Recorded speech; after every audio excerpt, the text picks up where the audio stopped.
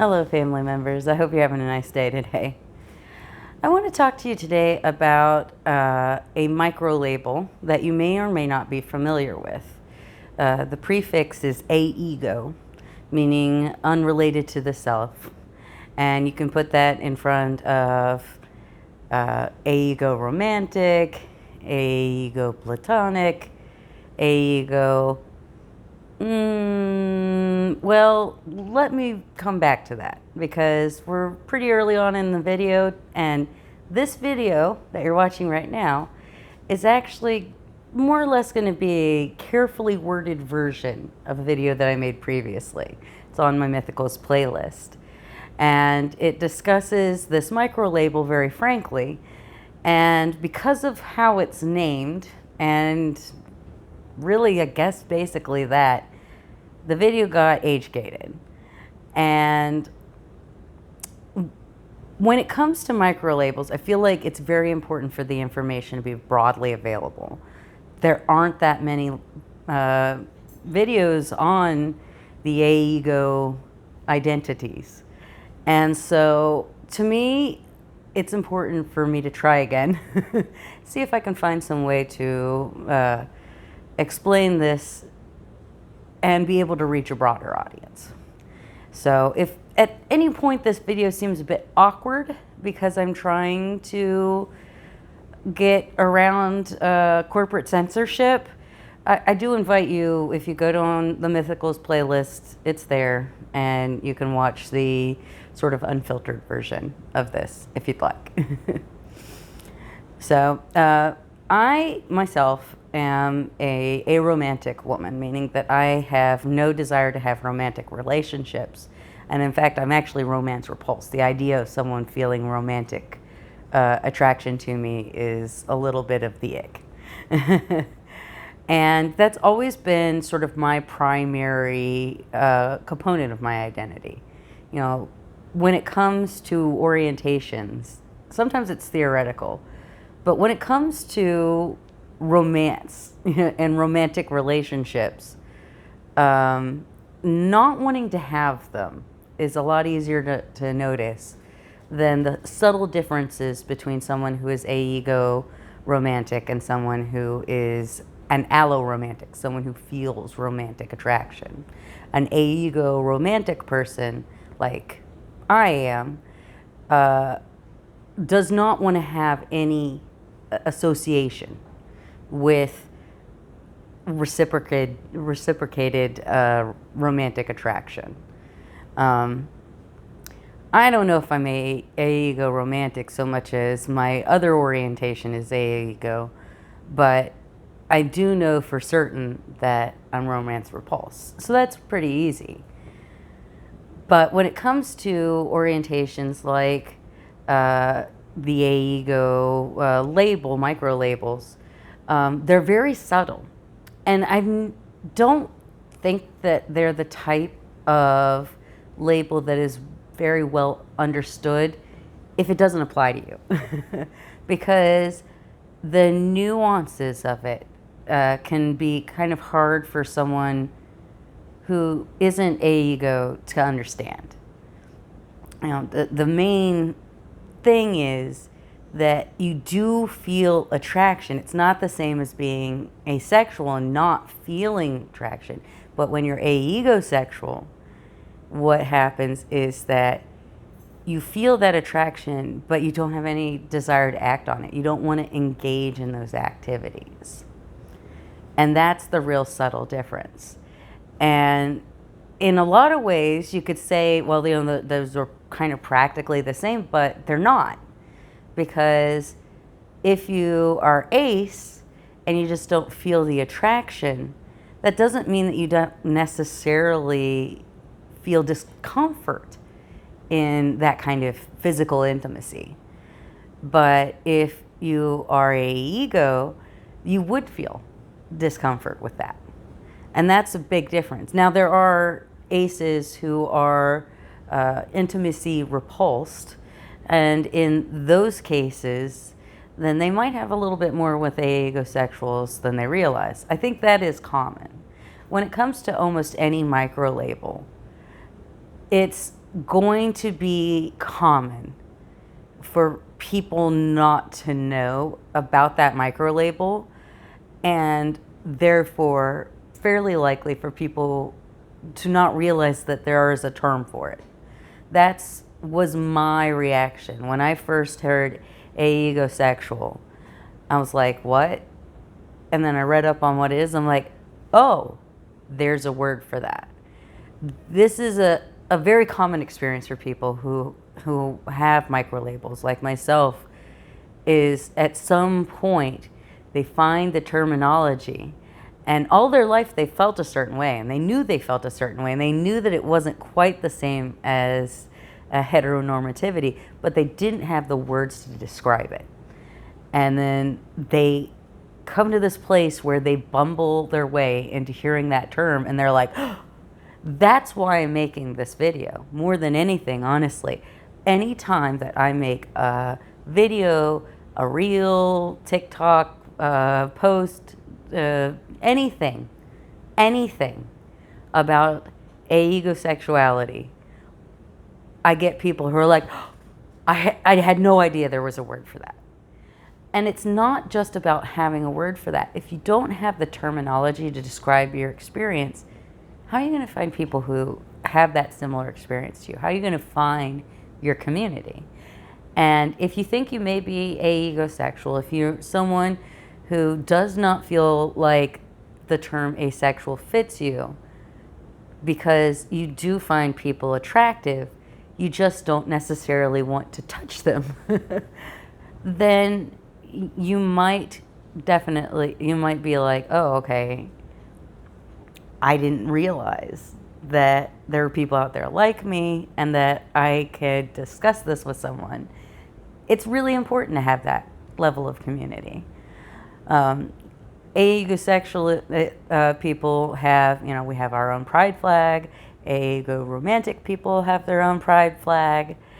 It's kind of neat to have a banner to unite under. It's kind of unfortunate that most of people in the queer community don't know about us, because I think it would benefit them as much as it would benefit us to know about these types of micro labels and why people use them. It's not about finding a label to try to make yourself special. It's you were already not like other people, and you felt that and you knew that, and you just didn't have the terms for it. That's the difference. And a lot of people who are heteronormative, your Bill Maher's or whatever, are like, why do they have to have it? Why do you want to have terms to describe your personal experience? People want to have a community that has some shared experiences that they can talk to. That's a normal reaction for most humans. You do have people out there in the world that are aplatonic, that don't really feel the need for the kind of friendship connection. But I think that a lot of people do need that. And I don't know any aplatonic people. So if you're watching this and you're aplatonic, educate me. I would love to know more about you, honestly.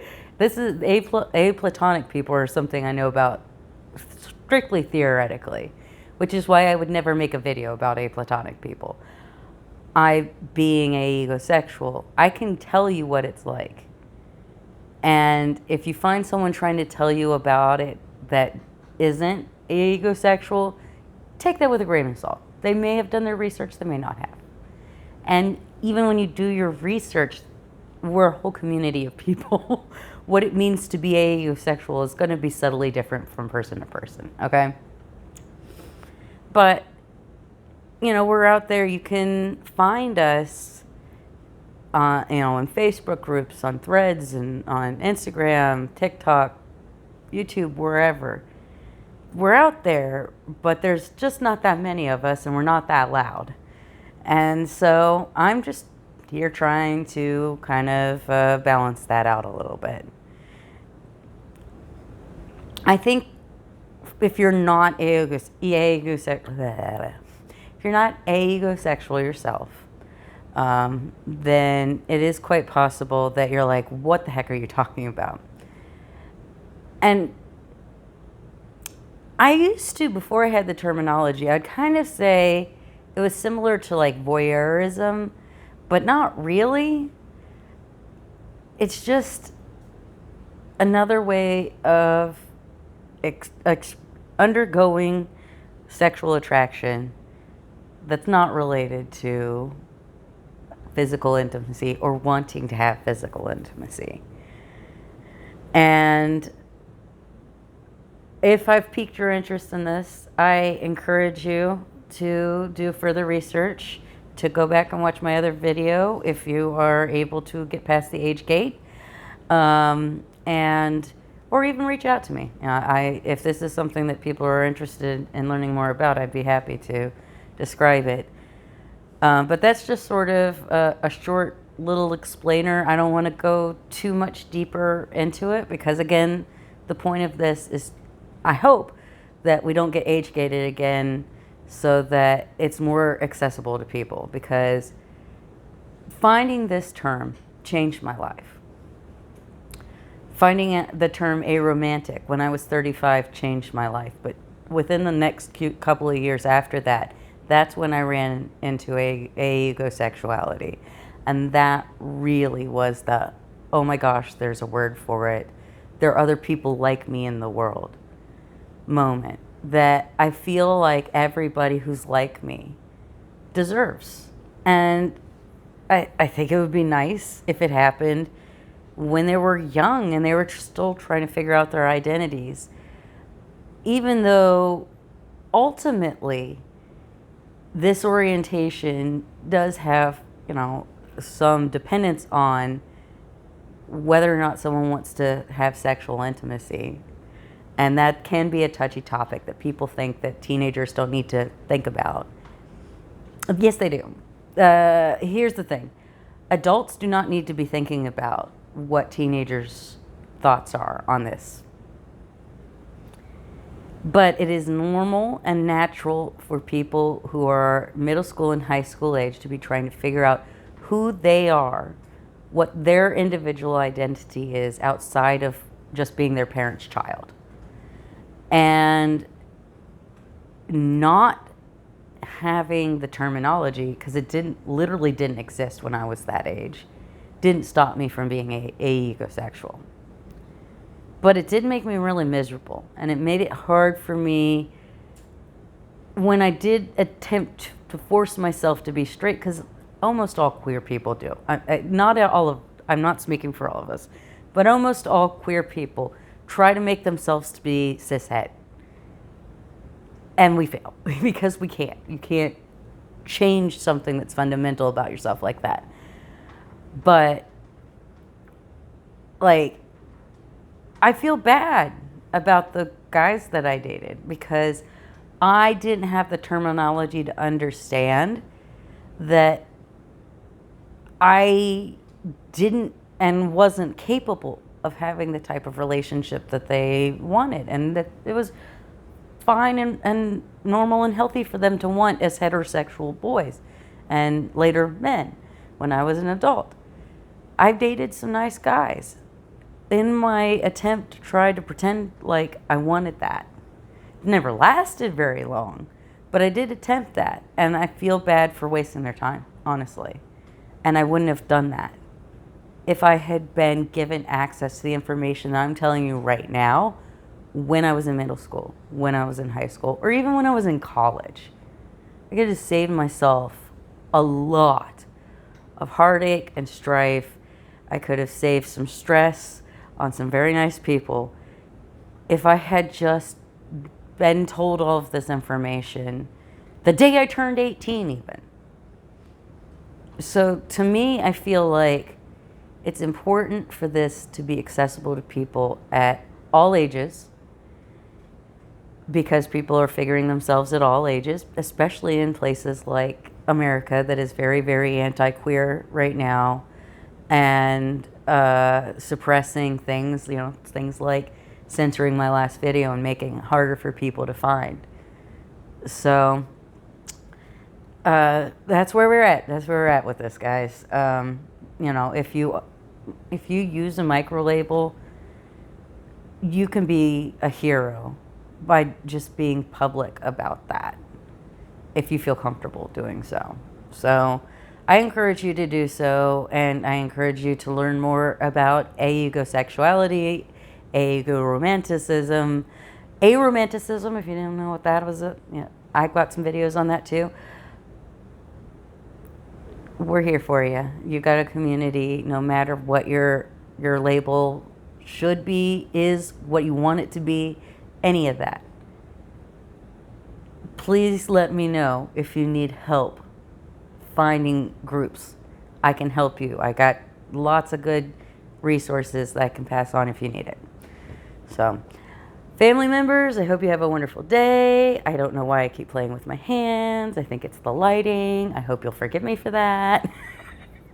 Have a wonderful rest of your weekend. I really hope this rocket is going to launch in the next couple hours. I'm going to go out back and try to watch this rocket launch. So, fingers crossed, no clouds, and that it doesn't get scrubbed, okay? Bye.